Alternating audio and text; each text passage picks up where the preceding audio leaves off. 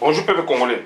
Ça dépend de RO Bozali Kolanangaï, Ngaï, Christian Bolabia, maman, peuple Mokosi, peuple souverain, combattant, résistant, révolutionnaire, PNI. PNI est les politiciens non institutionnels. Bande Konanga naye Koloba Ming Mingi, situation où ils allaient concerner Bisso, ils allaient situation donc ya Congo. Bande Konanga boyebi, situation où ils allaient na Grand Lac. Ndenge ils allaient marcher te. Bozali na président au Batiwana donc usurpateur protocolaire, Babengie Félix Antoine Tshilombo. Félix Antoine Tshilombo azali kosala eloko moko malonga te, akoti na aza na kata combine, aza fui ya combine et puis azali ko continuer kosala combine. Et puis lisusu toko meka kotala ke lisusu situation ya envoyé spécial ya Grand Lac Peter Pham boyebi batinda qui est na États-Unis pour na Grand Lac et que donc ba nommé siko na Sahel, ba nommé donc na zone Sahel comprenant donc Mali, Sénégal, ba mboka wana ba Burkina Faso etc. Ba nommé kuna pona akende kota la paix ko maîtriser situation ezali wana. Donc ba ndeko na ngai engi koloba nini. A contrario, na Congo, il y a un problème. Donc il y a un changement qui s'annonce. Et puis Peter Pham balongoli pourquoi tu éviter mais du moins ce qui balongoli mutu c'est que va changer. Mais balongoli mutu pourquoi? Soto bito loba makamu o peto suto lobaka Peter Pham azali très proche na ba tuti power. Peter Pham azali très proche na Moïse Katumbi. Peter Pham azali très proche na Félix Antoine Tshilombo. Donc secrétaire d'État il y a États-Unis d'Amérique ba relever na ba fonction ba tindie quelque part en Afrique toujours. Bilan naé, est-ce que asale Moussa malamu, est-ce que asale Moussa mabe? To sala ba biloko, to critica Peter Pham bisolo. Ngai. Pour na Congo, je dois parler. J'ai parlé, j'ai relevé donc Mungongo. Donc dans le baki Peter Pham donc à salaka article alors que Congo pour na donc ezala malamu il faut pas panza yango. Il faut pas kabola yango. Alors so ba kabola yango za sous Congo ti to répondre yi. To le baki que il en tant qu'économiste. Donc, à se fonder dans la méthode scientifique, il y avait économiste, a commis en tant qu'économiste. Or, il fallait commencer l'effort en tant que sociologue économique, ou sociologue économiste, pardon. Puisque donc, il y a la société, mais il y a Sali Makamoudon en tant qu'économiste, alors que économiste, méthode naïe est la boiteuse. Donc, alerte sociale, ça c'est sur le plan méthodologique. Donc, ça dit, ils allaient aussi donc imbibé, ils allaient donc landaka idéologie politique, il y a régime. Idéologie politique, il y a régime depuis le 17 mai 96, 17 jusqu'à nos jours, depuis le 17 mai 97 jusqu'à nos jours, régime politique, idéologie politique, eux, ils allaient nini, pillage, et puis donc, c'est-à-dire prédation à la richesse à Congo. D'où l'économiste, il va suivre cet élan, puisque c'est le gouvernement qui donne des grandes orientations du pays. Et l'économiste, par rapport aux conventions scientifiques, il ne pourra pas voir ce malheur, ce dont souffre le peuple. Donc il faut maintenant d'autres méthodes. Il faut une méthode, il y a un sociologue, il y a un anthropologue, une méthode transdisciplinaire. Là maintenant, il faut se poser des belles questions. D'où maintenant, il manque quoi? Il manque des sociologues économistes. Des sociologues économistes, de par leur méthode, eux, ils vont voir l'alerte sociale. Ils vont connaître l'histoire. Ils vont faire donc, c'est-à-dire l'approche, la technique d'approche diachronique. Ils vont remonter les dates, les époques, pour voir ce qui a prévalu à telle époque par rapport à telle époque, par rapport à telle époque, par rapport à l'époque où nous en sommes. Donc ils vont faire, n'est-ce pas, donc le balayage de toutes les temporalités économiques, politiques, yamboka, pour ne pas où on en est. Ça, c'est une autre méthode, la méthode dynamique. Il y a des sociologues, voilà, des sociologues économistes.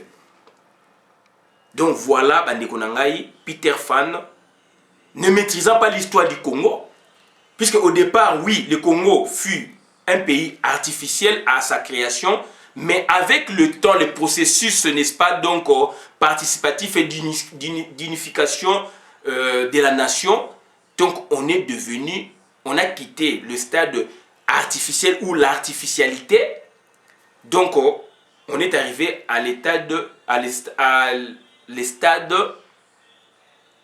donc on est arrivé pardon donc au stade, on est arrivé pardon au stade donc de l'unité nationale, de la concorde nationale.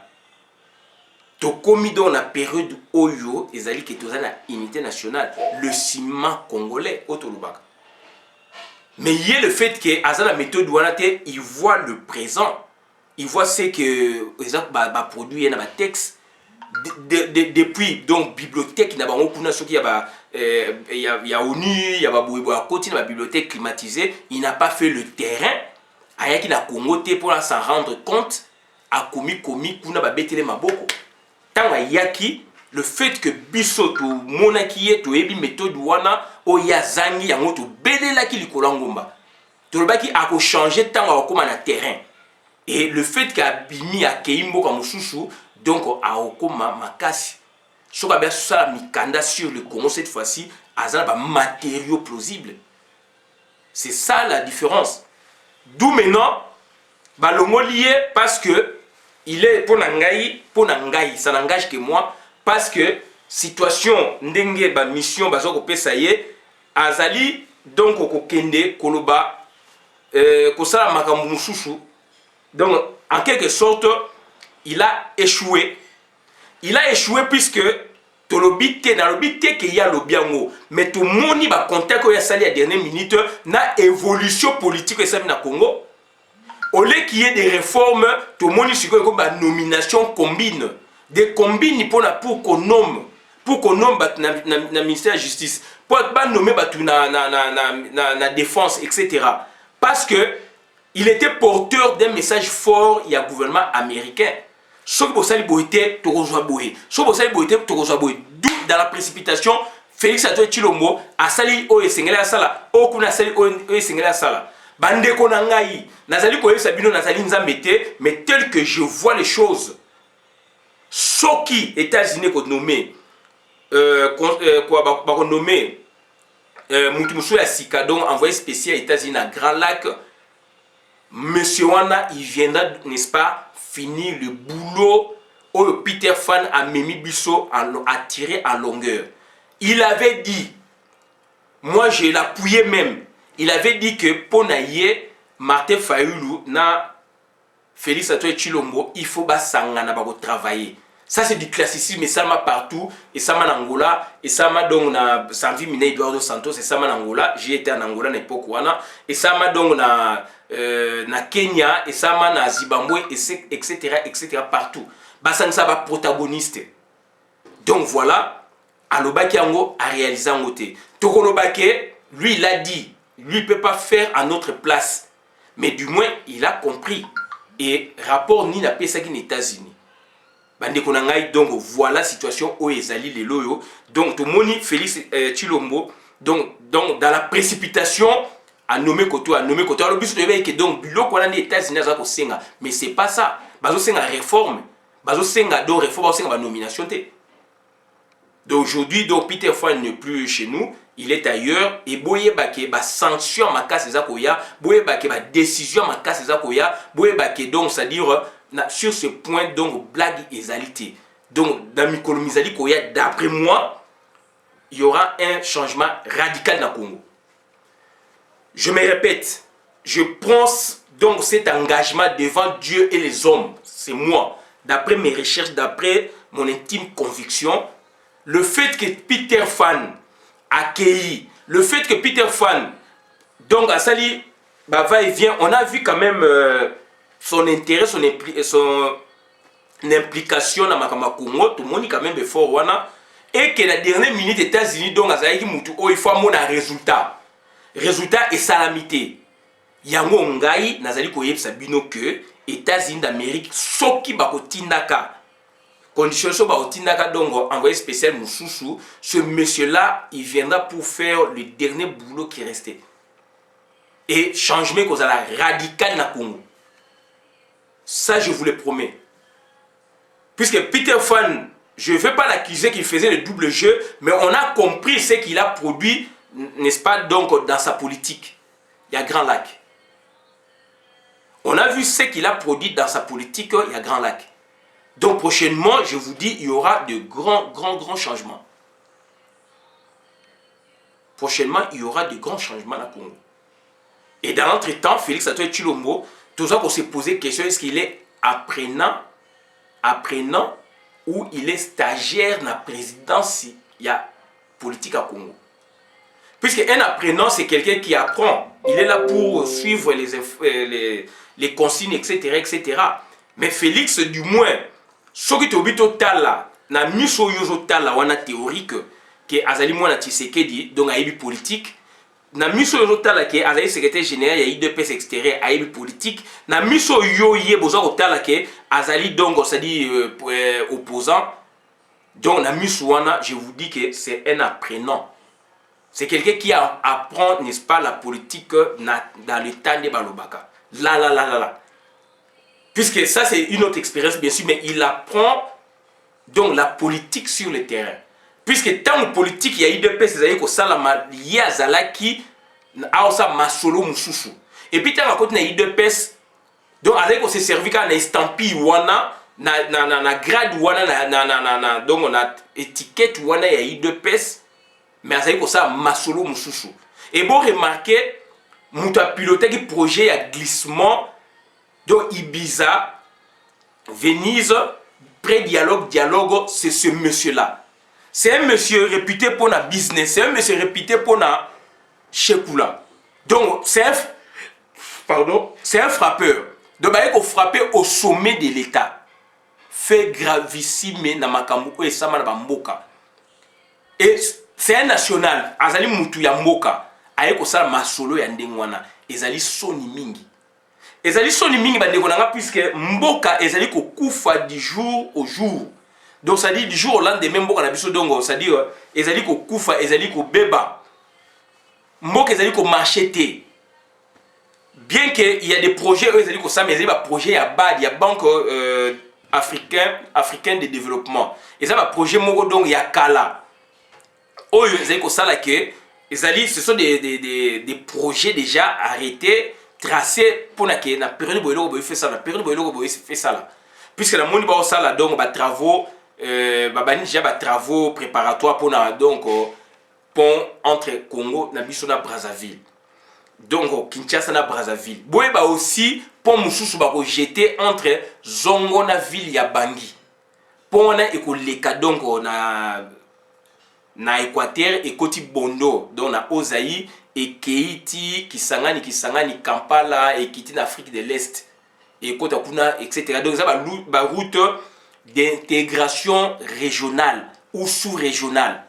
Puisque Mboka na est tellement enclavé que donc c'est-à-dire il faut que côté ça va qu'on a pour donc donc circulation va bien et service, importation, exportation, etc. Tout développement déjà Canada commandant Mapa ya Congo Brazzaville. Mais du moins Félix Antoine Tshilombo donc c'est un apprenant politique na sommet de l'État. Or bayaka na sommet de l'État te pour na osala stage ou apprendre non. Il faut ça na ba base. Félix azali dépourvu na ba base politique. Azali dépourvu na ba base ya gouvernance. Et c'est malheureux pour un pays. Ce monsieur Ayeko Bomamboka, lui, il ne voit que l'argent. Lui, il ne voit que l'argent. Mouyibi ne mouyibi. Détournement ne détournement. Tout ça qu'on comprend d'été. Bande konanga ezali pas mingi pour mboka na biso. Mboka na biso donc nana ngwa loka yango muta loka ngo azalité. Nana ngwa loka yango na répondre muta loka yango azalité. Ezali biso mone buso bana biso. Buso bana biso parce que tu es trop fanatique ya batu. Trop fanatique ya batu, trop fanatique ya ba kombo ya ba famille. Ba kombo ya famille ba sali nini na mboka, ba ye ko piller mboka. Ba ye ko piller mboka. bapapa na bango bazalaki balonaki te, bapapa na bango basalaki commerce te, bayende koyiba nkita ya mboka. O politicien il faut azala na ndenge mususu azali komona mboka. Bango mboka ezali mpona bapiller yango, mpona badétruire yango, yango eza kosalama na Congo ya ngai na yo. Donc Félix Tshisekedi lelo yo donc azali apprenant na kati ya pouvoir politique na sommet de l'État, azali stagiaire même na sommet de l'État, ezali pasi mingi mpona Congo, ezali pasi mingi mpona Congo. Yango tozo senga na bino bandeko na nga bozala dongo ayangele mboka ezali ya biso, il faut to relever défi par rapport à enjeu au ezali. Donc ba enjeu ezali na kati ya politique ya Congo. Mboka na biso courant ezali te, na yokaki Henri Magie alobi nini biso courant lisusu ya ingesala kate courant bakoma kosomba courant ya Zambie. Donc Congo ekoma kosomba courant na Zambie. Pourquoi cela alors tozana inga shaba? Tozana inga shaba. C'était minier, n'en parlons même pas. Ba bebisa yango ba teka teka dongo kita. C'était forestier, ba bebisa yango ba teka teka kita. Bandeko nange ezali pasi mingi. Ezali pasi mingi. Yango na tozali ko senga na batu donc il faut moral ezala, batu ba relever défi. Ba relever défi na grandeur ya Congo. Il faut tous avoir responsable politique. Et puis il faut tout quitter tribalisme, tout quitter régionalisme, tout quitter clanisme. Biloko ezali na kati ya Félix Tshisekedi. Biloko ezali na kati ya Félix Tshisekedi. Azali ko confondre état na clan, azali ko confondre état na tribu, azali ko confondre état na province. Félix Tshisekedi. Bandeko na ngeza mawa mingi. Ezali mawa mingi. Combien de bateaux ba koufi pour na yé ndenge ba koti balandi na régime, combien de personnes ba koufi? Est-ce que ba congolais ba sa komona yango? Pouvoir on ezali ya biso te. Pouvoir na biso ba kimisa yango depuis Mobutu Kenda, yango vrai pouvoir congolais et Kenda. Atikaka ngo donc on a parlement ad hoc et pas cardinal Mosengo azali na époque na Monseigneur. Monseigneur Mosengo asengaki donc garantie na Vatican, na États-Unis, na Amérique, na Belgique, na France pour na à diriger, à fidèle le côté dirigeateur. De pouvoir o ya biso te, pouvoir ya biso et bima et Kenda. Donc il faut tout reconstruire pouvoir ya Congo. Félix a le pouvoir ya biso te. Bato ba ko kanisa a le pouvoir, il a la signature non zéro. Pouvoir on ezali ya libanda, il faut tout boma pouvoir wana pour la pouvoir ya sike kota ya bana mboka ya Congo. Cette fois là ndé to ko mona vraiment donc essor ya Congo. Maman Marthe ayebisa batu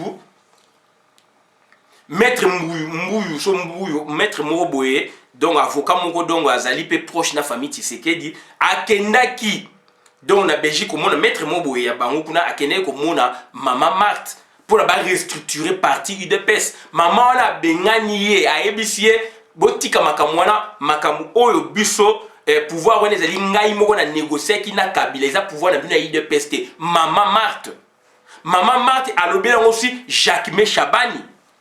Pouvoir wana ezali Jacques Chabani abane ko loba mingi ko pesa ba orientation en tant que leader, ko pesa ba orientation ko laksa ndenge nini ba travailler ki na papa Tshisekedi. Ya on a ici bino do na kata papa Tshisekedi na UDPS ya na deux grandes écoles. École ba compétent na tangele bino ba Valentin Mubake ba papa Mututu ba papa Mbuyi do Jacques Chabani ba Ben Molek etc ba compétent na école ya ba incompétent ba Bruno Tshibala ba yé Félix Tshisekedi na ba Peter Kazali so bazali na tango na ebité groupe wana nyostou donc ba tuwana pe mingi baza ba fausseur ba tangi pété ba Sami Badi banga ba fausser ba tangi pété azali ba mingi bazali pe na IDPS mais ba koti ba ba circonstances mais du moins Jacques Chabani azali ko lakisa maman ake otala maman Félix a l'accès ba orientation quand même o ezalaki na papa comme leader na ye. Maman Marthe Aïbsabi, dans l'émission Koyoka, il y a des déclarations par-ci par-là, Joa Moutuka Oyo, Tika, donc, pour le pouvoir aujourd'hui, et ça y a bien IDPST. Maman Nazali Kolobanga, Zoko Chamay na mon côté, Azako Banga Moutou mon côté, Ayebi Maroba Salek na Moine. Yamone Sengeli Photo Bengana Batouana Nyostu. Yamone Sengeli Photo Bengana Batouana Nyostu. Donc, Moka Nabiso et Zingami. Et Zingami na famille Moko Boye. Et Zingami na batu moko mitema mabe. Et Zingami na batu bino boko benga bango.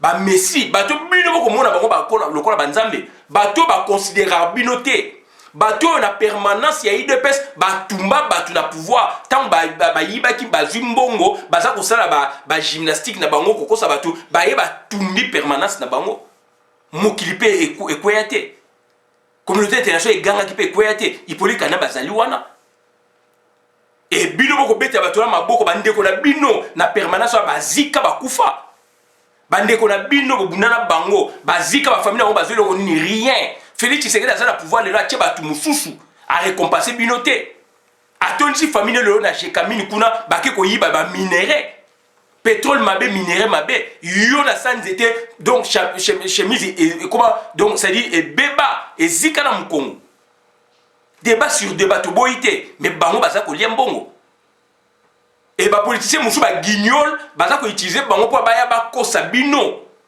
la vérité est têtue. La réalité est là.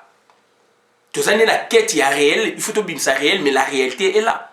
Bandi konanga on a gagné ça bien ngwana suki abonné la vidéo madame la compte communauté ngai Christian Bola bien membre peuple mokozi peuple souverain combattant résistant révolutionnaire PNI et les politiciens non institutionnels. Donc ça dit bandi konanga il faut tous se battre. Tous se battre, tous allez ba résistant, tous allez ba combattant, tous allez ba révolutionnaire. Il faut tous se battre pour tout récupérer Mboka Nabiso. Avec Félix Tshisekedi, il est exalité. Donc avec Vidier Chimanga, il est exalité. Avec Venturion, tout il est exalité. Donc il faut tous se battre. Hippolyte Kana, il faut tout benganer dehors. Donc il y a un autre qui Janet Kaname dehors, Zoé Kaname dehors. Ce que Félix a capturé Hippolyte Kaname, il a et bango tout ba ko château de cartes. On a également la vidéo, madame la communauté. Merci.